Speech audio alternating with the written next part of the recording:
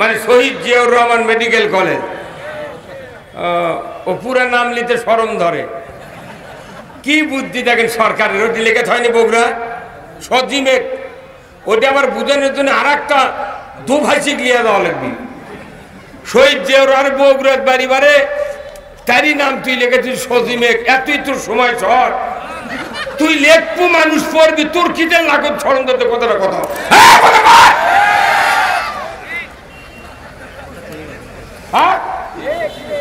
তুই পল্লী বিদ্যুতের সমিতি করছু, হাসিনা মোদিবার ছবি লম্বা করে মাটি পর্যন্ত টাঙ্গে দিতেছু, সেটা বাদে না। আর শহীদ জিয়াউর রহমান মেডিকেল কলেজ কতি শরম দ্বারা এখন পলে গেছে, তাও শরম হয়নি।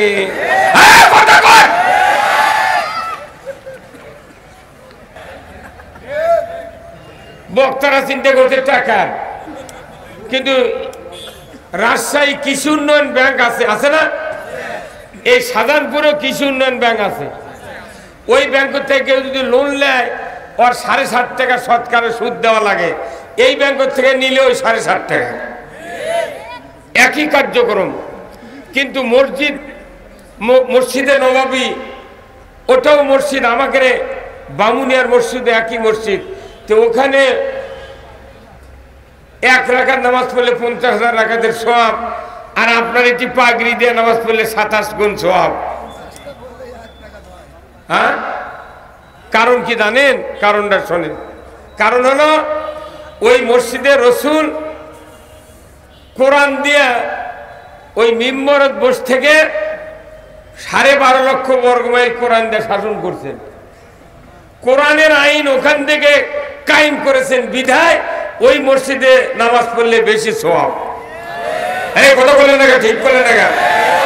আর আমরা এতই দুর্ভাগা মানুষ, বাংলাদেশের মসজিদে ওই পশ্চিম দেওয়ালে লিখে রাখছে এই মসজিদে দুনিয়াবি কথা বলা নিষেধ।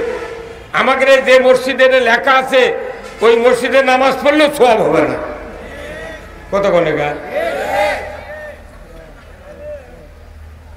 মসজিদে রাসূলুল্লাহ সংসদ হিসেবে কাজ করেছেন কোরআন দিয়ে, সেই দিন ওই মসজিদে নামাজ পড়লে সওয়াব বেশি। আর আমাদের দেখো মসজিদে কোরআনের কথা, কোরআনের আইনের কথা বললে ইমাম সহ যত কমিটির লোক আছে মুখের চেহারা পরিবর্তন হয়ে যায়। তাহলে সওয়াব কে দিবি? জীবনেও দিবে না। কি ভাষার ভাই? এই জন্যে মসজিদে নববীর আদলে কয় না কত সরকার করলো, এইবার ক্ষমতার যদি যায় মদিনার আদলে দেশ চলবি। তে মদিনার আদলে কেউ দুর্নীতি, এই কথা কোন টাকা আপনারা এটা একটা চাপা মারে, মদিনার কথা বলে ভোট পাওয়া যাবে। চাপার কাম বাঁধেনি। মদিনার আদলে যদি দেশ চলে, মদিনার মসজিদে নববীর আদলে ওই বাইতুল মুকাররম থেকে তামাম বাংলাদেশ শাসন করতে হবে। যদি হতো বাইতুল মুকাররমের ইমামের পালার লাগতো না। 5 লক্ষ 12,000 মসজিদের ইমাম, তার ভিতরে একজন ইমাম খালি পড়ে গেছে, মোট ইমাম আছে। কারণ কি? আসল মসজিদ বাইতুল মুকাররম, এই 1 নম্বর মসজিদে কোরআনের কথা বিগত যত সরকার এসেছে কোন ইমাম কোরআনের আইন কথা বলে নাই। খালি এই সরকারের ইমাম না, সব সরকারের ইমাম গাঁজাখোর ছিল। তাছাড়া কোরআনের আইনের কথা কেন বলবে না? ওই বাইতুল মুকাররমে যদি কোরআনের রাষ্ট্রের কথা বলতো, তাহলে এই বাংলাদেশে ইসলামপন্থীদের উপরে, যারা ইসলাম ভালোবাসে এমন রাজনৈতিক দলের উপরে এত জুলুম, নির্যাতন, ফাঁসি, জেল হতো না। মসজিদ হলো মানুষ তৈরি করার সবচেয়ে বড় মাধ্যম। জুমার দিনে কত বক্তব্য হয় মসজিদে, কিন্তু আসল কথা হয় না। আমি এই জন্য বললাম মসজিদে নববীর ইমাম ছিলেন রসুল। কোন মসজিদের? যে মসজিদে 1 রাকাত নামাজ পড়লে 50,000 রাকাতের সওয়াব। তাহলে এই মসজিদ পৃথিবীর সেরা মসজিদ। কথা বল না কেন? নবীজি মসজিদের ইমাম, রাষ্ট্রপতি যে মসজিদের ইমাম, প্রধানমন্ত্রী যে মসজিদের ইমাম, সেই মসজিদে নামাজ পড়লে এইরকমই সওয়াব হওয়ার কথা। উনি আরেকটি গুণে গুণান্বিত, উনি হলেন তাম পৃথিবীর সফল রাষ্ট্রনায়ক। এত বড় সফল রাষ্ট্রনায়ক পৃথিবীতে আর কেউ হতে পারবে না। বলুন তো, আমার দেশের মেম্বার থেকে শুরু করে প্রধানমন্ত্রী পর্যন্ত যদি রসুলের সফল রাষ্ট্রনায়কের আদর্শ মেনে নিতে পারতেন, আমার দেশে সুদ চলতো না। আওয়াজ ধীরে হলো কেন? আমার দেশে চুরি হতো না, আমার দেশে জেনা হতো না, আমার দেশে দুর্নীতি হতো না, আমার দেশে মসজিদগুলিতে জুতা চুরি হতো না। কিন্তু আমাদের দেশে দাড়ি, টুপি, জুব্বা, ফরজ, ওয়াজিব, সুন্নত, নফল সব মানার লোক আছে, কিন্তু রসুলের শাসন মানার লোক নাই। এই জায়গার ঘাটতি। তো নামাজ রোজা হজ জায়গার দেখে বক্তৃতা করে লাভ কি? কতক্ষণ লাভ আছে? কিছু লেখা হচ্ছে পল্লী উন্নয়ন একাডেমি। কতক্ষণ কি উন্নয়ন? পল্লী উন্নয়ন একাডেমি, কিন্তু ওটি উন্নয়নের কোনো কাম নাই। খালি ওরখানেই বেতন বাড়াচ্ছে আর ওটি বিল্ডিং করছে। আশেপাশের কোন পল্লীর গ্রামের উন্নয়ন নাই। কি পল্লী উন্নয়ন একাডেমির ইমামের বেতন ৬৫,০০০ টাকা মাস, আর বামুনের ইমামের বেতন ৩,০০০ টাকা। ওই ইমাম জীবনে কোনো ইমাম সম্মেলন করে কয়নি সরকার আমার ইমাম তুমি বেতন বাড়িয়ে দিলে। ওগুলো ইমাম কি দোষ করছে? ওই খালি নিজে বাঁচিচ্ছে, বাটাম ফাটাবি।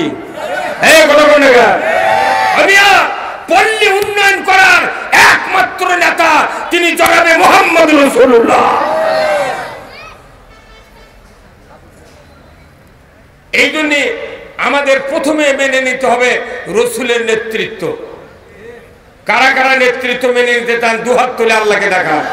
লিল্লাহে তাকবীর, নারায়ে তাকবীর।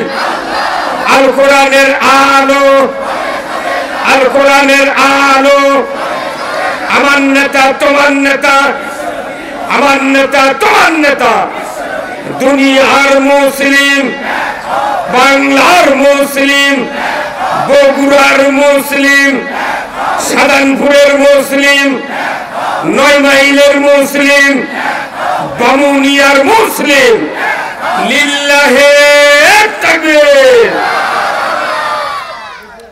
রাসূলের নেতৃত্ব, আল্লাহর আনুগত্য, এটাই হলো মুক্তির দুটা পথ। এই কথা কোন না? আমরা রাসূলের নেতৃত্বের ব্যাপারে অনেক কথা বললাম। আসুন আজকের এই বামুনিয়া দারুল উলুম দাখিল মাদ্রাসা এই ৫৯তম, কততম? ওরে বাপ রে বাপ, ৫৯তম অধিবেশন। এই তাফসীরুল কোরআন মাহফিলের সম্মানিত সভাপতি সাহেব জনাব আলহাজ মুফতি মোহাম্মদ আব্দুল কাদের, পেশ ইমাম কেন্দ্রীয় জামে মসজিদ এবং সভাপতি ইমাম মুয়াজ্জিন সমিতি বগুড়া। আল্লাহ এই মুরব্বীকে, আল্লাহ আব্দুল কাদের ভাইকে দ্বীনের জন্য কবুল করুন, বলুন আমিন। উনি কি আছেন? এখনো আছেন। সহ সভাপতি জনাব আলহাজ মাওলানা মোহাম্মদ সুলতান আহমেদ, সাবেক সুপার অত্র মাদ্রাসা। আপনি মারহাবা, আল্লাহ ওনাকে সুস্থ রাখুক, কেন আমিন। জনাব আলহাজ মোহাম্মদ আব্দুর রহিম, বিশিষ্ট সমাজসেবক ৯ মাইল, আল্লাহ ভাইজানকে দ্বীনের জন্য কবুল করুক, বলুন আমিন। সঞ্চালনায় জনাব মোহাম্মদ দেলোয়ার হোসেন, এমডি, সততা সিডস কোম্পানি লিমিটেড ও সেলফ পয়েন্ট ৯ মাইল, আল্লাহ ভাইজানকে উন্নত মানের সেবা দেওয়ার তৌফিক দান করুক, বলুন আমিন। প্রধান অতিথি বগুড়ার এই গাবতলী সহ কৃতি সন্তান জনাব মোহাম্মদ হেলালুজ্জামান তালুকদার লালু ভাই, সাবেক এমপি, বিএনপি চেয়ারপারসনের উপদেষ্টা ও সিনিয়র সহসভাপতি, কৃষক দল কেন্দ্র নির্বাহী কমিটি। আল্লাহ ভাইজানকে ইসলাম দিন বোঝার তৌফিক দান করুক, বলুন আমিন। জনাব সম্মানিত অতিথি জনাব আলহাজ মোহাম্মদ বেলায়েত হোসেন, এমডি, যমুনা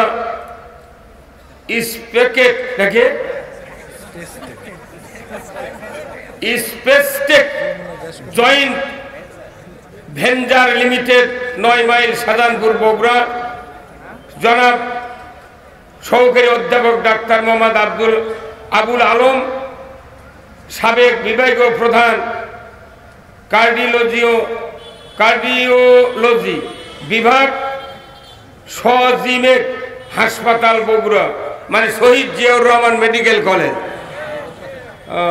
ও পুরা নাম নিতে শরম ধরে, কি বুদ্ধি দেখেন সরকারের। ওটি লেখা হয়নি বগুড়া সজিমেক, ওটা আবার বুঝানোর জন্য আর একটা দুভাষিক লিয়া দেওয়া লাগবে। শহীদ জিয়াউর আর বগুড়ার বাড়ি বারে তারই নাম তুই লিখেছিস সজিমেক। এতই তোর সময় সর, তুই লেখপু মানুষ পড়বি, তোর কিটের লাগত ছড়ন দিতে কথাটা কথা।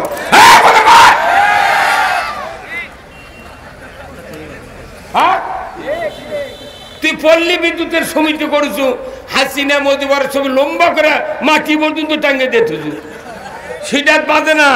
আর শহীদ জিয়াউর রহমান মেডিকেল কলেজ কতি শরম দ্বারা এখন পলে গেছে, তাও শরম হয়নি।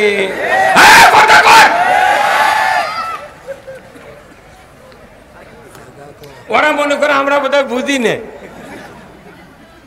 আমরা যা বুঝি এটা যদি সাধারণ মানুষ আপনি তারা বুঝতো, এ দেশে কোনোদিন অনিসলাম ক্ষমতায় যেতে পারবে না। এরপরে প্রধান পৃষ্ঠপোষক জনাব মোহাম্মদ আবুল বাশার, আমার খুব কাছের লোক। উনি আমার বাড়ি 2 বার গেছেন। সাবেক উপজেলা চেয়ারম্যান ভারপ্রাপ্ত ও সাবেক আহ্বায়ক, শাহজাহানপুর উপজেলা বিএনপি।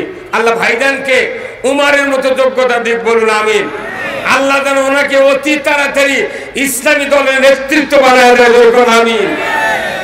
পৃষ্ঠপোষক জনাব Mohammad Shahadat Hossain, chairman, national seeds company, 9 mile. আল্লাহ এই ভাইকে ওসমান রাদিয়াল্লাহু আনহুর মতো ধনী বানায় দেয়, বলুন আমিন। এক মোষের দাম 1.5 লাখ। একটা হিন্দু অমুসলিম যারা আছে বাংলাদেশে 2 কোটি, তাদের দ্বারা ইসলামের 1 পরিমাণ ক্ষতি হয় না। ক্ষতি হয়েছে ইমানদারের দাবিদারদের কারণে। আমরা এই দেশটা আল্লাহর রহমত দিয়ে এমন ভাবে সোনালী সূর্য দেখতে পেয়েছি, যাদের বাড়ি নাই, ঘর নাই, বউ নাই, ছোল নাই, তারা কয় পিচ্ছিরে হয় হয় সব বলার। ভোরের ছাত্র দৈরাদা এক পুলিশের বকুত ঘুষি মারছে। ও জিজ্ঞাসা করে, ভাই তুই মার লুকিয়া করছে, আমার মনে হয় আমার ভাইক মারা ফেল দেবে। ভোরের ছাত্র জানের ঝুঁকি নিয়ে তারা কাজ করছে। আর আমাকে যারা বড় বড় নেতা ছিলাম, ঘরের মধ্যে খিল দিয়ে বসে আছি। ওই ফেসবুক টিভি চার ওই দিক মরিচ্ছে কথা। আর যারা শক্তি আছিল তাই করছে কর গুলি, পুলিশ করছে কত কোন গুলি ফুরে গেছে। স্বরাষ্ট্রমন্ত্রী করছে চালাও, আর মেয়ে চালাবো কি, একজন মারলে 30 জন আছে, তোমার মাথা ঠিক আছে? একজন মারলে 30 জন আছে, কয়জন মারবো? মারতে মারতে বাংলাদেশ শেষ হয়ে যাবে, আর সুযোগ দেওয়া যাবে না। 45 মিনিটের ভিতরে আপনি যদি পালাতে পারেন, আপনার চামড়া পাওয়া যাবে, হাড্ডিও পাওয়া যাবে না। তার